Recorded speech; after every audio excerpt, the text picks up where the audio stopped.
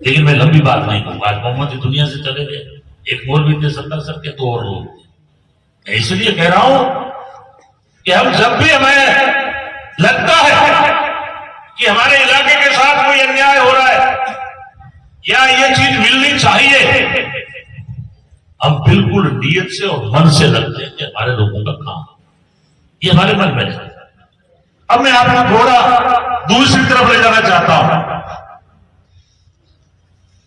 परसों भारतीय जनता पार्टी के नेता गुलाब चंद जी कटारिया बोले कि पूरे भारत के अंदर भारतीय जनता पार्टी हर जाति और धर्म की चिंता करती है, सबको बराबर रखती है। अब मैं आपसे पूछना चाहता हूं, और फिर उनके बाद बोले मुख्यमंत्री जी। मुख्यमंत्री जी ने कहा कटारिया जी आपसे कोई झूठा आदमी नहीं है दुनिया में। वो क्या कैसे झूठा हो कि पूरे भारत के अंदर एक भारतीय जनता पार्टी ऐसी पार्टी है जिसने एक भी एमएलए या एमपी को मुसलमान को टिकट नहीं दिया। ये क्या अधिकार है तुम्हें बताओ, मैं समझा। इसलिए मैं आपसे आग्रह कर रहा हूं कि अभी पूरे देश के अंदर विचारधारा की लड़ाई है साथियों। हम झोंपड़ियों में रहे, कभी घबराए नहीं। हम सर्दी में, गर्मी में पेड़ के नीचे सोए रहे, पर हम घबराए नहीं क्योंकि हम रेगिस्तान के लोग हैं। लेकिन अभी जो भारत के अंदर जहर बीज रहे हैं, पूरे देश में जो केरोसिन छिड़क रहे हैं, उसका नाम है भारतीय जनता पार्टी और आरएसएस, राष्ट्रीय स्वयंसेवक। इन्होंने ऐसा जहर फैला किया है पूरे भारत के अंदर कि अगर हमने एकता नहीं रखी, मुकाबला नहीं कर पाएंगे। सत्ता इनके हाथ में चली गई है दिल्ली की। आपको याद है 2014 के अंदर मोदी ने कहा था अच्छे दिन आने वाले हैं, 15 लाख खाते में आ जाएंगे, 2 करोड़ को रोजगार, याद है ना। और वीडियो उठा के देख लेना, बोला है 2014 से पहले सभी किसानों के घर में बात। ये कौन बोला था? नरेंद्र मोदी। 2014 में आया। इसमें ये नहीं है खाली मुमकिन है सभी धर्मों के लोग बैठे हैं, क्योंकि इस देश की विरासत है कि यहां भी हिंदू भी है, मुसलमान भी है, सिख भी है, ईसाई भी है। लेकिन इन्होंने 2014 के बाद में 2016 में नोटबंदी करके और 1000 और 500 के नोट बंद किए और 2000 चालू कर दिया। और कहते क्या थे? ये बड़ा नोट है, तस्करी होती है, आतंकवादी आता है कश्मीर में, और ये बड़ा नोट होने के कारण से जो है आतंकवाद फैला है। मैं आपसे पूछ रहा हूं कि 2016 के बाद क्या आतंकवाद खत्म हो गया? बिना बुलाए चले गए मोदी जी पाकिस्तान के काटने के लिए, नवाज शरीफ थे। और इनके गांव आप देखो, भारतीय जनता पार्टी के जितने बड़े नेता हैं, मैं नाम नहीं लेना चाहता, लेकिन 6-7 बड़े नेता है जो पूरे भारत के अंदर जहर बीजते हैं मुसलमान के खिलाफ, उनके दामाद मुसलमान मिलेंगे आप। जब मैं इनको कहता हूं भले आदमी हो, आपने तो दामाद भी बनाया, हमें अच्छा लगता है कि आपको जो पसंद है, हमारा देश का कानून है शादी कहीं भी करो, तो फिर हमें जहर क्यों बीज रहे, क्यों लोगों को लड़ा रहे? पूरे देश के अंदर हिंदू और मुसलमान करते हैं, पूरे देश के अंदर हिंदू और मुसलमान के धंधे करवा रहे हैं। जब भी इनका भाषण शुरू होता है, ये उदयपुर की बात करेंगे, और उदयपुर में जो घटना हुई, जो मारने वाले थे वो बीजेपी के कार्यकर्ता थे। गुलाब जी कटारिया के साथ उनके फोटो पड़े। इसलिए मैं कह रहा हूं इस देश में 2 तरह की विचारधारा है। एक विचारधारा है जो धर्मों में आपस में लड़ा के राज करना चाहती है, और एक विचारधारा है कांग्रेस की, जिसने आपको आजादी दिलाई। इसमें इशफाक उल्लाह खान भी लड़ा है, इसमें डॉक्टर अंबेडकर भी लड़ा है, इसमें भगत सिंह भी लड़ा है, इसमें सुभाष चंद्र बोस भी लड़ा है, और इसके अंदर खून महात्मा गांधी का भी हुआ है। इसलिए मैं कहना चाहता हूं किसान भाइयों, शिक्षा बहुत जरूरी है। शिक्षा के बिना बुद्धि नहीं बढ़ेगी, और बुद्धि के बिना पैसा नहीं आएगा, और पैसे के बिना आदमी पशु के बराबर है।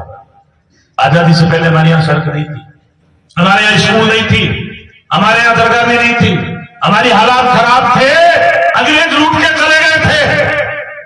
और जब 47 में आजादी मिली, तो 1948 में जो आजादी की लड़ाई का अगवा था महात्मा गांधी, उसको गोली मारी नाथूराम गोडसे ने, कोई अंग्रेज ने नहीं मारी थी।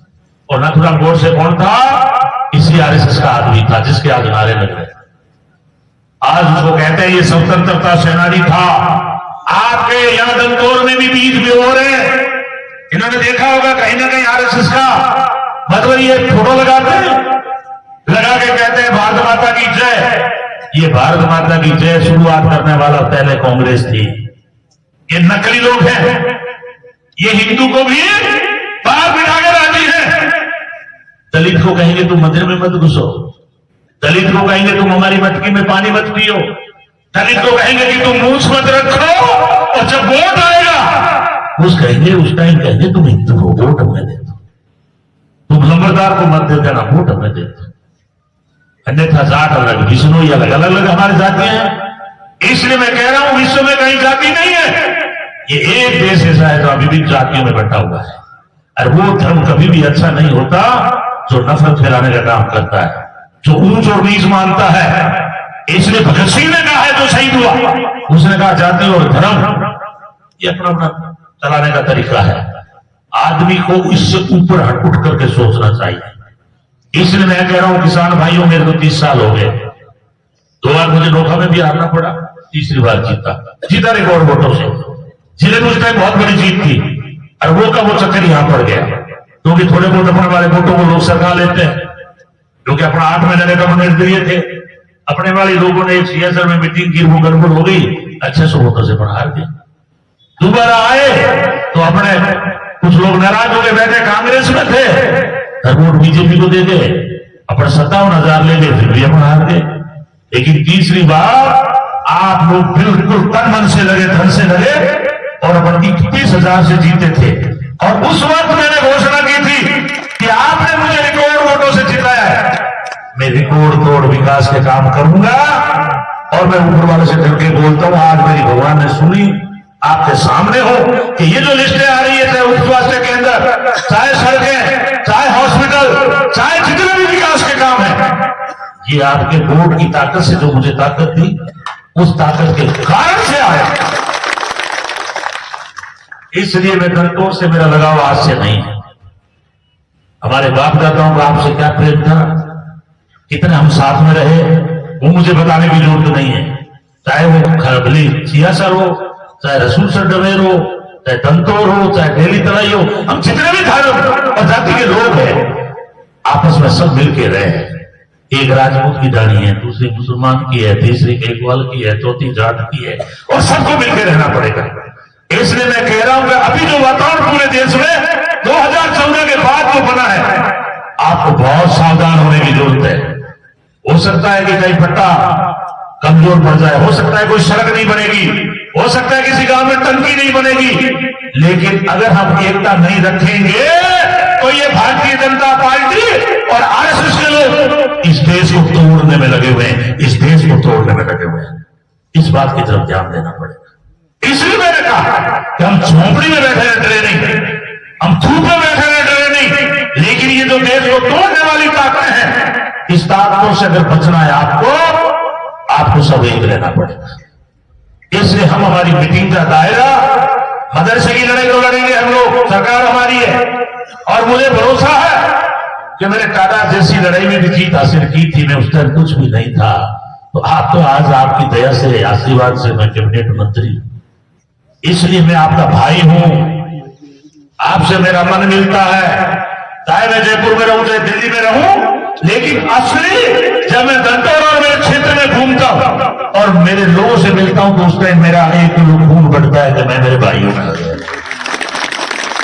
और उसी का परिणाम है एमएलए रहे, लेकिन संविधान के अंदर यह कहा कि आप अपने बीच के आदमी को बढ़ाओ।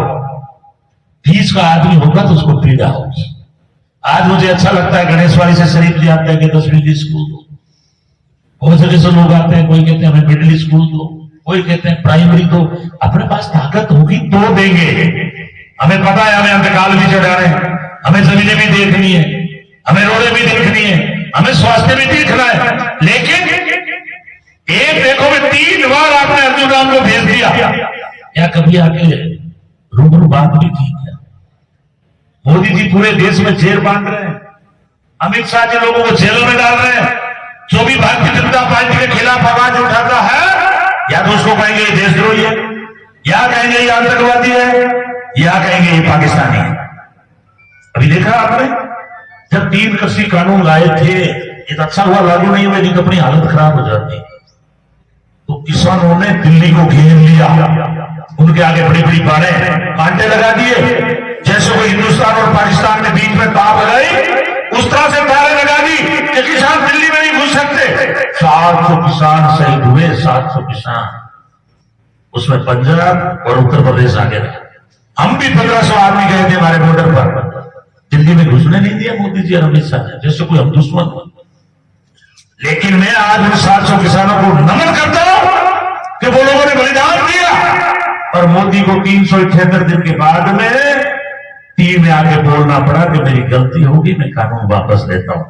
इसलिए मैं कह रहा हूं, बेऔलाद लोगों को आपने प्रधानमंत्री बना दिया है, जिन्होंने अपना घर नहीं बसाया, उनको क्या पता औलाद का क्या दर्द होता है। नफरत करके लोगों को मरवा करके राजी होते हैं। गुजरात के अंदर 2000 मुसलमानों को मरवाया और पूरे देश में बोल करके जय, और आज दिल्ली में काफी लोग बैठ गए। इसलिए साथियों, एक तो रहना पड़ेगा। आज गोविंदराम लड़ रहा है विचारधारा की लड़ाई, कोई एक गांव की लड़ाई नहीं लड़ रहा है। मैं आज कह के जा रहा हूं मदरसे में कि मैंने आपके विधानसभा के अंदर जितनी जोर से बात मुसलमान की, दलित की, किसान की उठाता हूं, उतनी बात हर आदमी उठाते हुए डरता है। और मैं इसलिए उठाता हूं कि मैं आपके भरोसे उठाता हूं।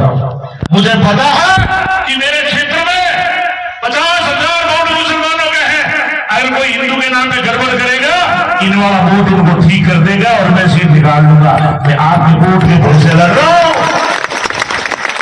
आप पीठ मत दिखा देना, क्योंकि देश में लड़ाई बहुत लंबी चल रही है, कभी भी सरकार की नहीं जा सकती है। आपने देखा, हम 35 दिन होटलों में बैठे रहे, बीजेपी ने हमारे मेले खरीद लिए, ऑफर आ रहा था, हमारे पास भी फोन आए थे 10 करोड़, 20 करोड़, 40 करोड़। हमने कहा था पैसे में पशु बिकते हैं, इंसान नहीं बिकते। ये जनता ने वोट दिया है, कांग्रेस पार्टी से हम लोग जीते हैं। अगर पैसे में बिक जाएंगे तो 83,000 वोट सहित जो 2.5 लाख वोट है उनका अपमान है। इसलिए मैं कह रहा हूं, इस वोट की बहुत कीमत है। मोदी और अमित शाह कोई विकास नहीं कर पा रहे, मात्र हिंदू और मुसलमान के नाम पर जहर बांट रहे। उत्तर प्रदेश कब्जे कर लिया, पूरा देश कब्जे कर लिया, और एक बचा है तो राजस्थान बचा है, और वो आपके कारण से बचा है। इसलिए आप लोग मजबूत रहना, आपका इलाका है, आपका बेटा और भाई आपकी बात विधानसभा में ही नहीं